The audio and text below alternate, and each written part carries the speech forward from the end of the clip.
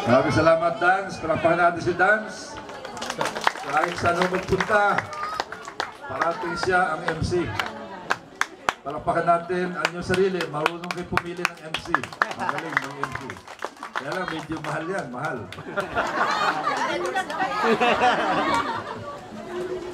Unang-una ay binabati ko ang inyong presidente, si Domingo Llamado.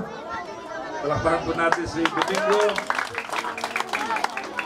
At ang kanyang mga kasama, Vice President Domingo Dainla, Secretary Jonah Balida, ang inyong Treasurer Heidi Caban, tama yung pangalan niya, Caban ng Bayan, Auditor Noela Tamayo, PRO Godofredo Magahud, at mga Sergeant at Arms. Ito importante kasi tuwing meron kayong ganitong klase okasyon, importante yung mga Sergeant at Arms dahil siyempre maraming tao, piyesta, pag piyesta meron mga iba masyadong masaya, kaya importante yung mga Sergeant at Arms. Palakpakan natin sila, si Jimmy Perocho, Lourdesito Elman, Alejandro Fernandez, Allen Navarra. Palakpakan natin ang mga Sergeant at Arms na napakahirap ang trabaho. Binabati ko kayo ng Happy Fiesta, ang Fiesta ng San Antonio de Padua. Alam nyo, kaya medyo nahuli ako ng konti sapagkat galing ako ng simbahan. Meron pong misa kanina at ang nagpamisa ay mismong ang ating Bishop na si Bishop Jesse Mercado. At siyempre andun ang ating Coro Paroko na si Father Tony Villanueva. Maraming pari doon kanina, pagkatapos may konting salusalo, pero pagkatapos ang salusalo, hindi pa tapos ang salusalo, ako'y umalis na sapagkat alam ko meron akong obligasyon dito sa Santa Cecilia. Ay, salamat.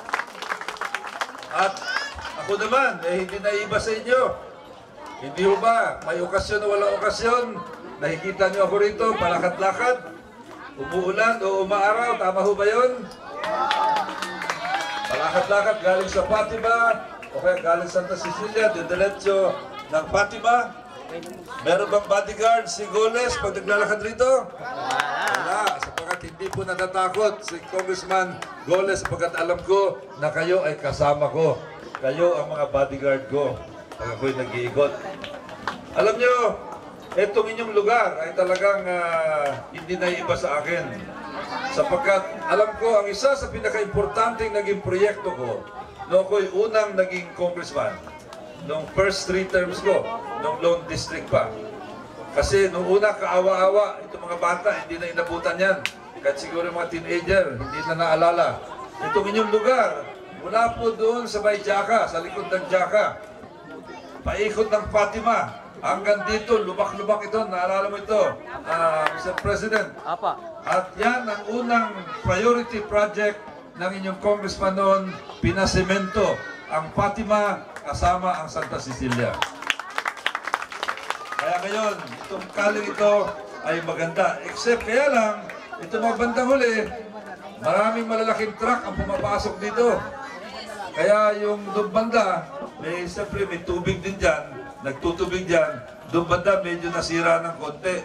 Kaya pagbalik ko, naghahanap ako ng pondo, nakahanap, kaya naglaan ulit ng pondo, pinaayos natin yung segmento na yan ng Santa Cecilia. Yes, salamat. Pero pang konting natira, pero konti na lang yun. Yung pinaka-sira, ayos na talaga. At hindi lang yan, doon sa malapit sa simbahan, kung kayo nagsisimba, nung una, yung banda sa may San Pancracio, yung gilid, wasak-wasak talaga, pinaayos natin. Yung kabila, ipapunta doon sa lokasyon ngayon ng konseho, ngayon ay ayos na rin. Kaya po, nag-schedule tayo ng blessing sana noong Sabado. Kaya lang ang weather report noong Sabado, uulan daw. Mahirap naman na outdoor. Pag-blessing tayo ng umulan, kaya pinakancel ko. Pero ito po'y matutuloy sa darating na Sabado. Sabado, ang blessing dito sa Santa Cecilia, blessing sa San Pancracio. Kaya, at marami pa tayong mga project, yung mga bata. Nag-aaral kayo sa San Antonio Elementary School, di ba? Ayan, may bubong na kayo ron pag umaambon. Hindi na kayo matatakot sa ambon. Meron ng dagdag na bagong gusali doon. Project yan ng national government. Palakpakan natin ang ating gobyerno nasyonal. Natagdagan na naman ang classroom sa mga kabataan para mabawasan yung pagsikip ng inyong mga classrooms. At dito naman, pag merong nagkasakit, maaari kayong lumapit. Alam niyo naman yan, noong pa. Noong 1992 pa, pag meron nagkasakit, maaari kayong pumunta sa inyong Congressman Roy Lugoles. At kahit paano, tutulungan namin kayo sa pamamagitan ng aming PGH program. At marami sa inyo na kinapang na rito. Huwag po kayong magsawa na magpunta sa amin para dito sa PGH program. Ang gagawin nyo lamang, maswerte kayo, ang lapit nyo sa City Council sa Konseho, doon sa opisina ni Konsehal Rico Goles. Napakalapit, walking distance lang. At ayokong sabihin ito, pero hindi natin maiwasan. Alam nyo, ang buhay may simula, merong katapusan. Tama ho yun. Pag merong katapusan, meron pong servisyo din ang inyong congressman.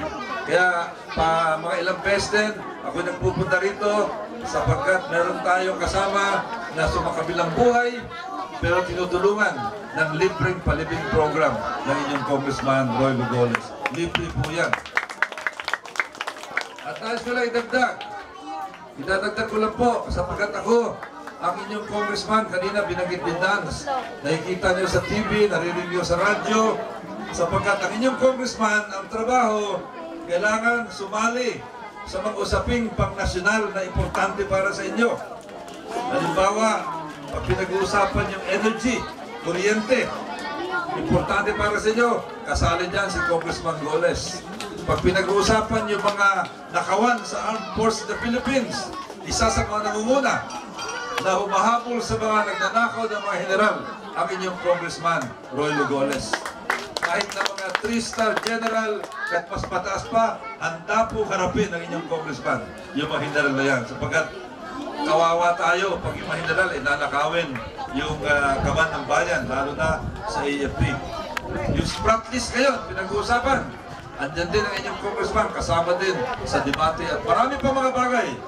At gusto ko sabihin sa inyo na mula pa po nung ako'y mahalal nyo noong 1992 bilang congressman, ni minsan wala pong absent ang inyong congressman sa sesyon ng Kamara ng Representantes.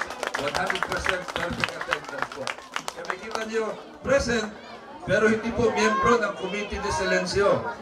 Alam nyo, mga congressman, ang miyembro ng Committee de Silencio, ito yung mga kongresista, hindi nyo naririnig sa radyo, hindi nyo nakikita sa TV. Wala, zero. Nagbubutas ng upuan ng bangko doon sa Kamara ng Representantes, sayang yung sweldo sa kanya ng gobyerno, sayang yung sweldo binibigay nyo. Sapagkat ang isang congressman, hindi lang gagawa ng kalye, hindi lang gagawa ng mga koloseo, mga school buildings, kailangan nagsasalita para sa inyong kapakanan. Importante po yan. Para pong isipin nyo, kung meron kayong presidente ng asosasyon, hindi marunong magsalita, paano magiging kinatawan nyo pag nagkaroon ng meeting sa City Hall? Pag nagkaroon ng balitaktakan doon, tahimik ang inyong presidente, paano maparating ang presidente nyo ang inyong mga hinaing? Tama ho ba yan? Kaya ang isang kongresista na hindi nagsasalita, Committee de Silencio, sayang po dahil hindi na ipararating sa Kongreso ang mga hinaing ng kanyang mga kababayan. Kaya bilang pangwakas, binabati ko po ang mga kasama sa Miss NSSCI 2011.